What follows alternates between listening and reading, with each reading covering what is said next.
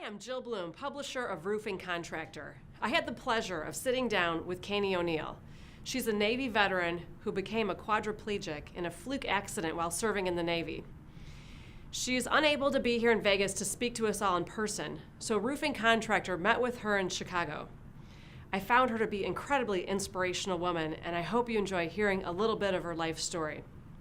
Roofing Contractor is proud to be a founding sponsor of National Women in Roofing, and now we bring you Kaney O'Neill. I was born in Washington State in Yakima Valley, where all the apples are grown, and my mom was in the corporate world. So as she got moved up the corporate ladder, we moved with her. So I kind of traveled around when I was younger. We never lived anywhere longer than 2 years. So we moved around Washington for a while, and then to Illinois, and then New Hampshire, and then her job actually brought us to the Netherlands for high school. So that was an interesting adventure. Very cool. So it sounds like you have you have a sibling? I do. I have a brother.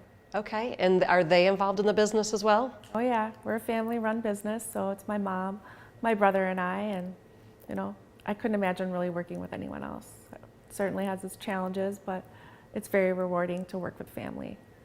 And it sounds like you have a son who's 7 years old, you said? I do. Okay. And do you see him getting involved in the business, or does he already want to get up on the roof and get involved? Yeah, I always kind of make a joke that, I'm a lot like Marissa Tomei on the stand of My Cousin Vinny when she describes her experience as a mechanic, because, my father was a roofer, my mom's a roofer, my brothers are roofers, my uncles are roofers, and, even my 7-year-old son, he wants to be a roofer when he grows up. How did you decide to go into the Navy? And tell me kind of a little bit of that background. At the time, I was 19 years old. I was working as a waitress, kind of paying my way through community college and kind of going to the courses, but not feeling really motivated. My grandfather was a World War II veteran, and he kind of always wore his military hat with pride. And my brother, a year earlier, had joined the Marine Corps and was in Japan and traveling the world. So in high school, one of my natural talents was swimming. And, I competed internationally, and I was kind of dreaming about adventure. And I thought that, serving my country was the right thing to do. And because of my swimming background, I decided to join the Navy after my grandpa and strike for search and rescue swimmer. So at 19 years old, I joined the Navy, and oddly enough, I never went out to sea. I was stationed on a carrier that was in dry dock, so no one was doing the jobs that they were supposed to be doing. We were all basically construction workers. So I kind of always make a joke that I was, a professional paint chipper and paint scraper when I was in the military.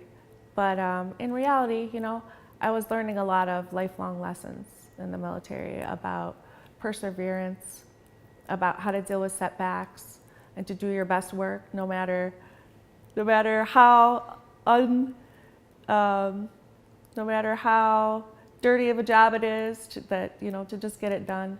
But also really the value of what it means to be a dedicated team member. And most importantly, I really learned from those around me what it means to be a good leader, and also, the characteristics of what doesn't make a good leader.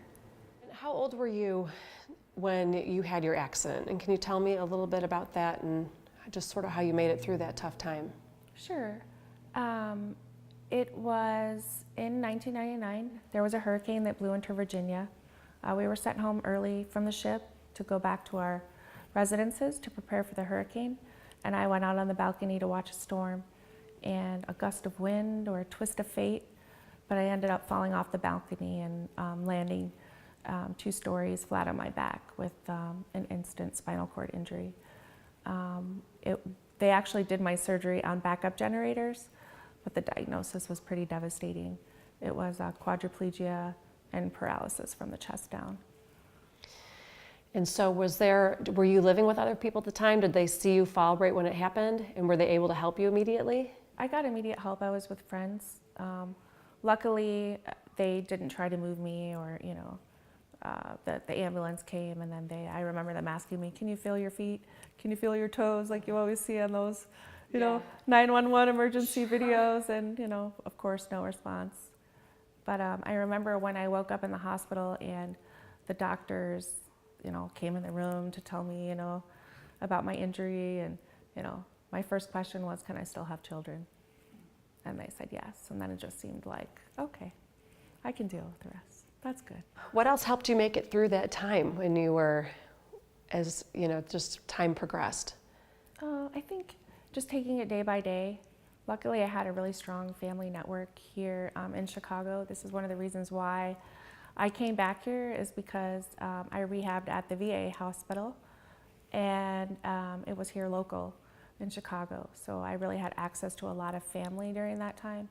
And I think just having those constant visitors and the motivation of, you know, the support and telling you that, you know, your life's not over, there's still things you can do with your life, and just really being able to motivate you, because it was as difficult as, you know, 5 months of inpatient rehabilitation was. It was much more difficult to come home and deal with your changed circumstances than it was to, you know, figure out how to redo everything in your life. But I think one of the most hardest things was for me to accept was, you know, that I was forever going to be dependent on other people and would never be able to live by myself.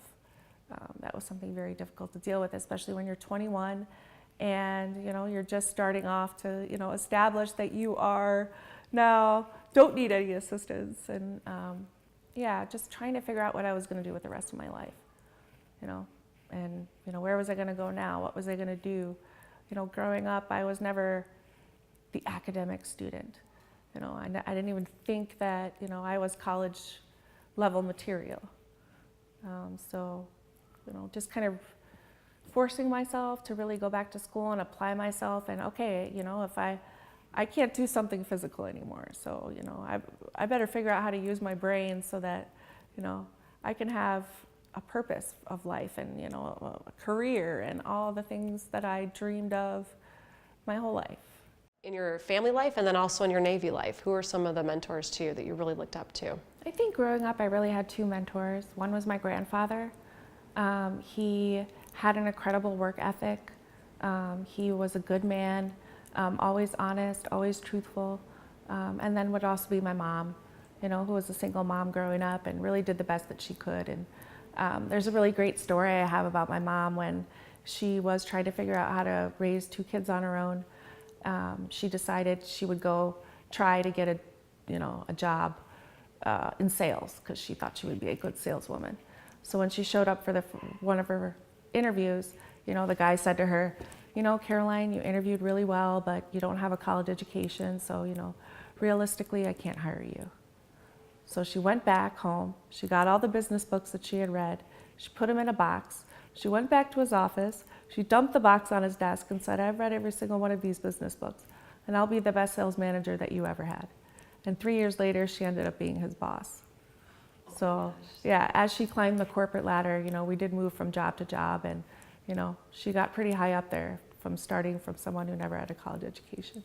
So I think just being raised by someone with that kind of drive, who was an amazing mom, who, you know, never took no for an answer, you know, really instilled a lot of values in me growing up. I spent a lot of long hours kind of staring up at the ceiling, trying to decide what was I going to do with my life, you know, after my injury. And I decided to pour myself into my education. And I started off here locally at a community college where I took one class. And I think after that first semester, I was in line getting ready to drop out of school. And my brother happened to see me and was like, what do you think you're doing? Like, I'm dropping out. No, you're not. And then 3 years later, I graduated with honors and was accepted into Northwestern University.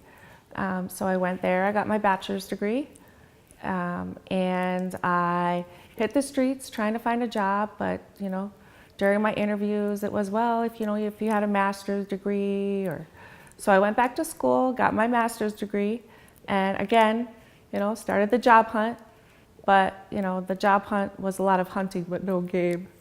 So after a year of trying, and, you know, it seemed to be more about what kind of special accommodations would I need, more than what kind of value I could add to the organization with the degrees that I had.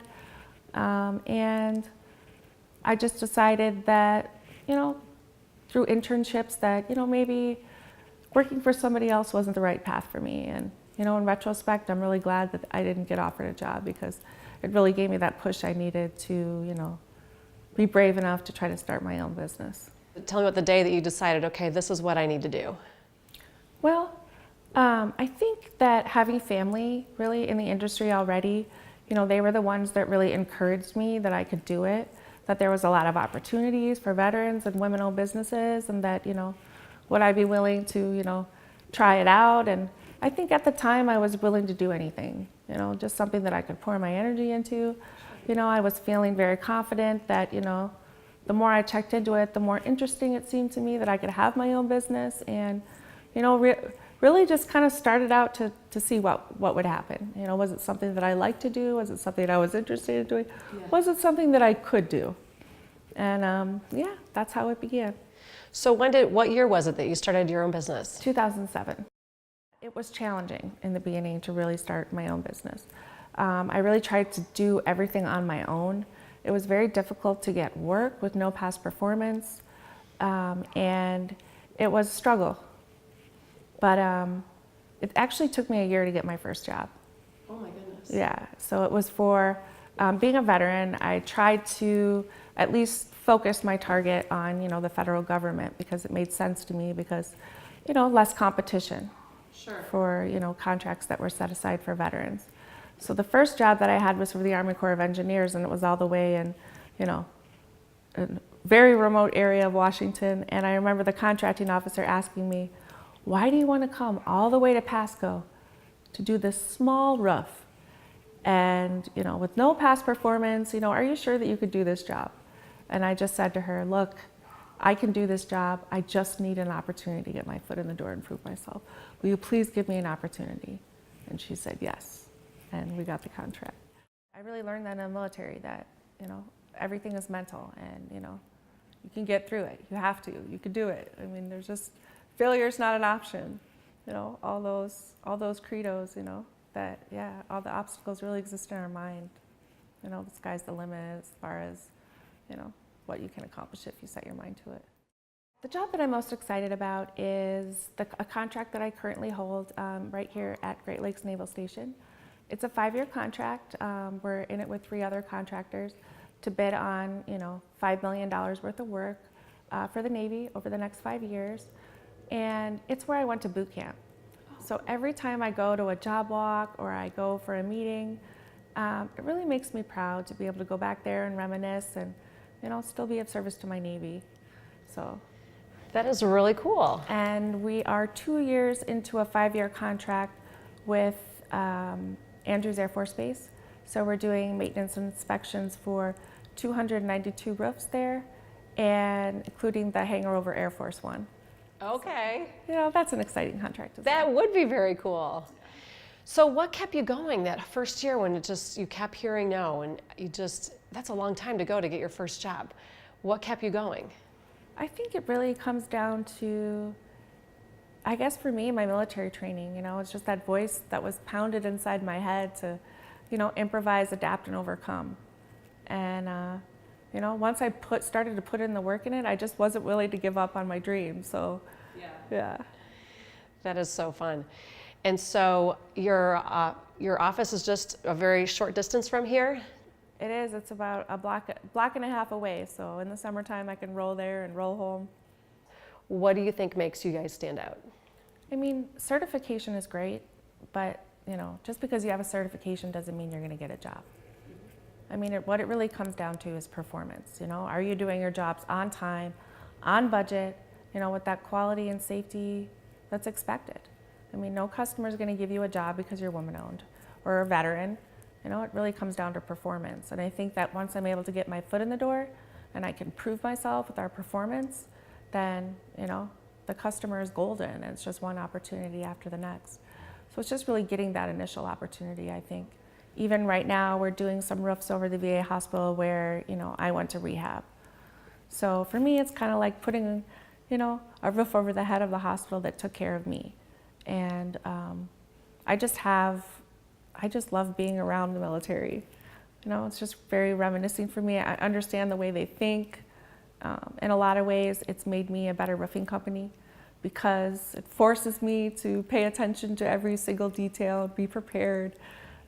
So yeah, I think that's one of the most rewarding things for me. And I think also what's really rewarding is to build something of your own that you created that, I can take in any direction that I want at any time. It's fun and it's exciting and it's fun to work with family. And I think that's the reason why I do all this, is so that my son can have a brighter future. I mean, we're all working for our families and, that gives me the motivation to get up every morning and, work till 10 if I have to. Sure. What does your son say about being a roofing contractor, and what does he say about the business in general? When he talks to us, when you hear him say anything about it or tell his friends? He does. I don't remember what it was the other day. I guess they were talking about satellites, So Aiden, went into a long spiel about how we've installed satellites on roofs and yeah, so I think he thinks it's neat. So Kaney, tell me about the first time you were able to go up on a roof. Yeah, I was always joking with my brother because, even our website designer was like, can we get a picture of you up on the roof? That maybe we should take a crane and lift my wheelchair up and have him carry me up the stairs. Of course, we never did that, but we did have an opportunity to do a job for Boeing that had an elevator up to the roof. And it was a restoration job, so I was able to really finally experience what it was like to be on that long white surface with the sun reflecting in my face, and just kind of be up on that roof really meant a lot to me because I was able to go and shake my guys' hands on the job, give a safety briefing, and so I'm always waiting for an opportunity to do another roof with an elevator so I can get up there. I see in the next year, my company growing significantly. Part of that is due to the fact that I just got my 8A certification, which kind of allows me to have a large business mentor. So that really opens up a lot of doors as far as even expanding outside of roofing and doing more general contracting work. In the beginning of my business, when I first started my business, one of the biggest mistakes I made was that I tried to do everything myself from the confines of my office. Maybe if I work harder, if I search the internet, I'll be able to find the answer, without really realizing that what I needed to do was to get out into the community and to get involved. Because I think sometimes it takes a lot of time to go to those networking opportunities. Sometimes it could take a whole day to go have a lunch downtown, but you don't really realize that that's where the value is. That's where you meet the other businesses, that's where you network, that's where the customers are, and that's where I've been able to find some really great mentors in my life by just being able to be involved in those organizations. I mean, just some of the extraordinary women-owned businesses that I've met that I can call on the phone and ask a question to, can make an introduction to a customer. But not only that, on a personal level, it's just really exciting to be friends with other women that are just like me, aspiring women in the industry, aspiring women who, also understand where we're coming from. I think those relationships have been so much more rewarding to me. Yeah, I think one of the challenges too that I face is, there's a lot of stereotypes and prejudices in people's minds about women and their knowledge of roofing, and just to add the disability to the equation of when they look at me, they're just like, what does this girl in a wheelchair know about roofing? Yeah. But it's kind of funny too, because even in my family, even though I have people involved in the roofing industry, I'm the only one with my own roofing license. So I always kind of joke, because some states don't require it, so I always kind of joke with my family members that I'm the most qualified roofing person in the family. So it's pretty fun. I like to say, hi Mallory. Sorry I couldn't be there today, but I really wanted to just say thank you.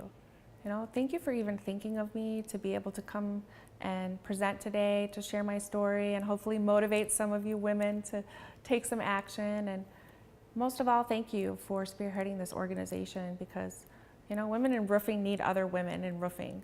So I just want to say thank you, and it's an honor, and I can't wait to see what we do together.